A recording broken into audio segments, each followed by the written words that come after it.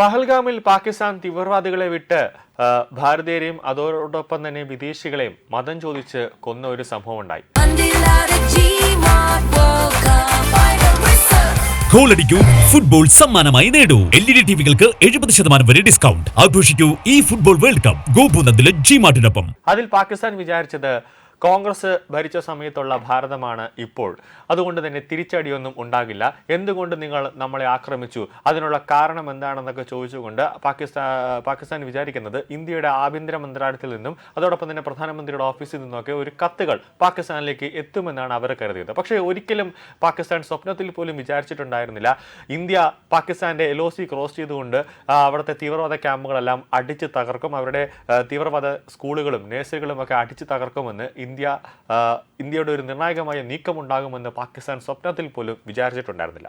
നിലവിൽ ഈ യുദ്ധമെല്ലാം കഴിഞ്ഞതിന് ശേഷം കേന്ദ്ര സർക്കാർ വിശദമായ പഠനം നടത്തിയതിനു ശേഷമാണ് മനസ്സിലായത് തുർക്കി വലിയ രീതിയിൽ പാകിസ്ഥാന് സാമ്പത്തികമായ സഹായങ്ങൾ നൽകി. അതായത് പണം മാത്രമല്ല, ഈ ആയുധങ്ങളടക്കം വലിയ രീതിയിൽ ഒരു സഹായം തുർക്കി നൽകി. തുർക്കിക്ക് ഒരു പ്രളയം വന്ന സമയത്ത്, അവിടെ വലിയ രീതിയിലുള്ള ഒരു പ്രളയം വെള്ളപ്പൊക്കമൊക്കെ വന്ന സമയത്ത് കേരളം ഒരു 10 കോടി രൂപ കൊടുത്തു. കൂടാതെ അതോടൊപ്പം തന്നെ കേന്ദ്ര സർക്കാർ വലിയ രീതിയിലുള്ള ധനസഹായം നൽകി. അവർക്ക് വേണ്ട ഭക്ഷണങ്ങൾ, മെഡിക്കൽ കിറ്റുകൾ ഉൾപ്പെടെയുള്ള ആവശ്യങ്ങളെല്ലാം തന്നെ കേന്ദ്ര സർക്കാർ നമ്മുടെ വിമാനം, എയർഫോഴ്സിൻ്റെയൊക്കെ വിമാനവും ഇന്ത്യൻ ആർമിയുടെയൊക്കെ വിമാനവും ഉപയോഗിച്ചുകൊണ്ട് തുർക്കിക്ക് വലിയ രീതിയിലുള്ള ഒരു സഹായം നമ്മൾ ചെയ്തു കൊടുത്തു. പക്ഷേ ഈ പാല് കൊടുത്ത കൈക്ക് തന്നെ കൊത്തുക എന്ന് പറയുന്ന രീതിയാണ് തുർക്കി കാണിച്ചത്. അതായത് തുർക്കി പാകിസ്ഥാന് ബറാക്കൽ ഡ്രോണുകളും അതോടൊപ്പം തന്നെ കമൻകസ് ക്രൂയിസ് മിസൈലുകളും ഒക്കെ നൽകി. അതായത് അത്യാധുനിക സൈനിക ഉപകരണങ്ങളാണ് തുർക്കി പാകിസ്ഥാന് നൽകിയത്.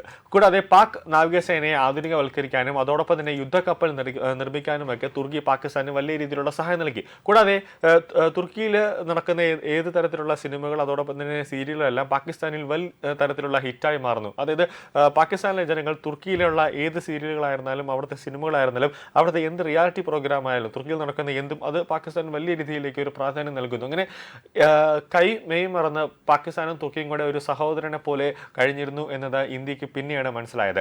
അതുകൊണ്ട് തന്നെയാണ് അതിനുശേഷം ഓപ്പറേഷൻ സിന്ദൂറിന് ശേഷം ഇന്ത്യ തുർക്കിക്ക് ഒരു തരത്തിലുമുള്ള സാമ്പത്തിക സഹായം നൽകില്ല എന്ന് മാത്രമല്ല, തുർക്കിയുടെ ഏറ്റവും വലിയ ശത്രുവായിരുന്ന അസർബൈജാനെ വലിയ രീതിയിൽ സഹായിക്കുകയും അവർക്ക് വേണ്ട ധനസഹായം നൽകുകയും അവർക്ക് വേണ്ട ആയുധങ്ങൾ, അതായത് ബ്രഹ്മോസ് ഉൾപ്പെടെയുള്ള നൽകാനുള്ള ഒരു നിർണായകമായ നീക്കത്തിലേക്ക് ഇന്ത്യ ഇപ്പോൾ എത്തുകയാണ്. അത് തുർക്കിക്ക് വലിയ രീതിയിലുള്ള ഒരു ഭയം ഉണ്ടാകുന്നുണ്ട്. കൂടാതെ ഈ തുർക്കിയിൽ നിന്നും ടൺ കണക്കിന് ആപ്പിളുകൾ ഇന്ത്യയിലേക്ക് എത്തുന്നുണ്ട്. അത് ഈ കേന്ദ്ര സർക്കാർ നിരോധിച്ചില്ല, പക്ഷേ ഇന്ത്യയിലെ ജനങ്ങൾ ഇനി മുതൽ തുർക്കിയുടെ ഒരു വസ്തുക്കൾ വേണ്ട, അതായത് ആപ്പിളുകൾ വേണ്ട, അതോടൊപ്പം തന്നെ ടൈൽസ് വേണ്ട, മാർബിളുകൾ, ഗ്രാനൈറ്റുകൾ, അങ്ങനെയുള്ള ഒരു സാധനങ്ങളും വേണ്ട എന്ന തരത്തിലേക്കുള്ള കർശനമായ ഒരു നിയന്ത്രണം ഇന്ത്യൻ ജനത എടുത്തതോടെ തുർക്കി തകർന്ന് തരിപ്പണമായി എന്നതാണ് ഏറ്റവും പ്രധാന കാര്യം. നിലവിൽ ഓപ്പറേഷൻ സിന്ദൂർ സമയത്ത് പാക് സൈന്യത്തിന് സഹായം നൽകിയ തുർക്കിയുടെ കമ്പനികൾ നേരിട്ടത് കനത്ത തിരിച്ചടിയാണ് എന്ന വാർത്തകളാണ് ഇപ്പോൾ പുറത്തു വരുന്നത്. അത് പാകിസ്ഥാൻ പിന്തുണ നൽകിയതിൽ ഭാരതത്തിൽ പ്രവർത്തിച്ചിരുന്ന തുർക്കിയുടെ കമ്പനിയായ സെലബി ഏവിയേഷന് വലിയ രീതിയിലുള്ള ഒരു സുരക്ഷാ അനുമതി കേന്ദ്ര സർക്കാർ അന്ന് തന്നെ റദ്ദാക്കിയിരുന്നു. അതായത് അവരെ അടച്ചുപൂട്ടുന്ന ഒരു വക്കിലേക്ക് കേന്ദ്ര സർക്കാർ എത്തിച്ചു എന്നതാണ് ഏറ്റവും പ്രധാനപ്പെട്ട കാര്യം. അന്ന് അതോടുകൂടി തന്നെ അവരുടെ സുരക്ഷാ കാര്യങ്ങൾ, അവരുടെ അനുമതികൾ എല്ലാം, അവരുടെ ക്ലിയറൻസുകളെല്ലാം റദ്ദാക്കി. ഇനി അവരുടെ പ്രവർത്തനം ഭാരതത്തിൽ നടത്തണ്ട എന്നൊരു കർശനമായ ഒരു നിയന്ത്രണം അല്ലെങ്കിൽ ഒരു നിർദ്ദേശം കേന്ദ്ര സർക്കാർ നൽകിയതോടെ അവർക്ക് ഒരു ദിവസം കൊണ്ടുണ്ടാകുന്ന നഷ്ടമെന്ന് പറയുന്നത് $500 മില്യൺ.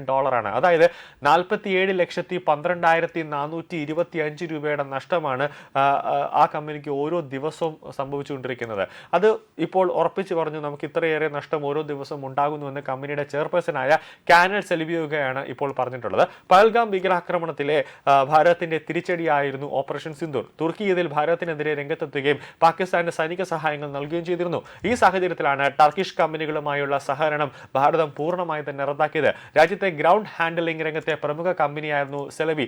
17 വർഷം കൊണ്ട് ഭാരതത്തിൽ കെട്ടിപ്പടുത്ത ബിസിനസ് സാമ്രാജ്യമാണ് ഒറ്റ ദിവസം കൊണ്ട് ഭാരതം അവരെ തകർത്ത് തരിപ്പണമാക്കിയത്. കാരണം അവരുടെ കയ്യിലിരിപ്പ് അത്രയും മോശമായതുകൊണ്ടാണ് ഭാരതം ശക്തമായ ഒരു തിരിച്ചടി തന്നെ തന്നത്. അത് നയതന്ത്ര തലത്തിലേക്ക് ഡൽഹി, മുംബൈ, ഹൈദരാബാദ്, ബാംഗ്ലൂർ എന്നിവയടക്കം 9 വിമാനത്താവളങ്ങളിൽ സെലബി പ്രവർത്തിച്ചിരുന്നു. പ്രതിവർഷം 58 58,000 വിമാനങ്ങൾ വരെ ഭാരതത്തിൽ കമ്പനി കൈകാര്യം ചെയ്തിട്ടുണ്ട്. ഭാരതം പെട്ടെന്ന് കരാർ റദ്ദാക്കിയതോടെ 10,000 ജീവനക്കാരെ മറ്റൊരു കമ്പനിയിലേക്ക് മാറ്റേണ്ടി വന്നു എന്ന് മാത്രമല്ല 40 മുതൽ 50 കോടി ഡോളറിലധികം കമ്പനിക്ക് മൂല്യം ഒറ്റ ദിവസം കൊണ്ട് പൂജ്യത്തിലേക്ക് എത്തി എന്നതാണ് ഏറ്റവും പ്രധാനം. ഇതിനെതിരെ ഡൽഹി ഹൈക്കോടതിയിലടക്കം സെലിബി സമീപിച്ചുവെങ്കിലും രാജ്യ താല്പര്യം, രാജ്യത്തിന്റെ സുരക്ഷ, അതാണ് ഹൈക്കോടതി ഏറ്റവും പ്രധാനമായി എടുത്തത്. അതുകൊണ്ട് തന്നെ കേന്ദ്ര സർക്കാർ നിങ്ങൾക്ക് നിരോധനം ഏർപ്പെടുത്തിയിട്ടുണ്ടെങ്കിൽ അത് ആവശ്യമാണ്. നിങ്ങൾ അത് ചോദിച്ചു വാങ്ങിച്ചതാണ്, വടി കൊടുത്ത് നിങ്ങൾ അടി വാങ്ങിച്ചതാണ്. എന്തിന് നിങ്ങൾ ശത്രു രാജ്യത്തിനെ സഹായിക്കാൻ പോയി? എന്തിന് നിങ്ങൾ ശത്രു രാജ്യത്തിന്, തീവ്രവാദത്തെ പ്രോത്സാഹിപ്പിക്കുന്ന രാജ്യത്തിന് നിങ്ങൾ എന്തിന് സാമ്പത്തികമായ സഹായം നൽകി? എന്തിന് നിങ്ങൾ ആയുധങ്ങൾ നൽകി എന്നടക്കമുള്ള ചോദ്യങ്ങൾ ഡൽഹി ഹൈക്കോടതി ചോദിച്ചപ്പോൾ അവിടെയൊന്നും ഈ തുർക്കി കമ്പനിക്ക് ഒരു മിണ്ടാട്ടവുമില്ലായിരുന്നു. ഒരു ദിവസം കൊണ്ട് സെലിബിയുടെ ഏവിയേഷൻ ബിസിനസ് സാമ്രാജ്യമാണ് ഇന്ത്യ തകർത്ത് തരിപ്പണമാക്കി കയ്യിൽ കൊടുത്തത്. ബിസിനസ്സിലെ വെല്ലുവിളിയെക്കുറിച്ച് ധാരണയുണ്ടെങ്കിലും ഇത്തരത്തിലൊരു നടപടി ഇന്ത്യയുടെ ഭാഗത്തു നിന്നും ഉണ്ടാകുമെന്ന് തുർക്കിയുടെ കമ്പനി സെലിബി സ്വപ്നത്തിൽ പോലും വിചാരിച്ചില്ല എന്നതാണ് മറ്റൊരു കാര്യം.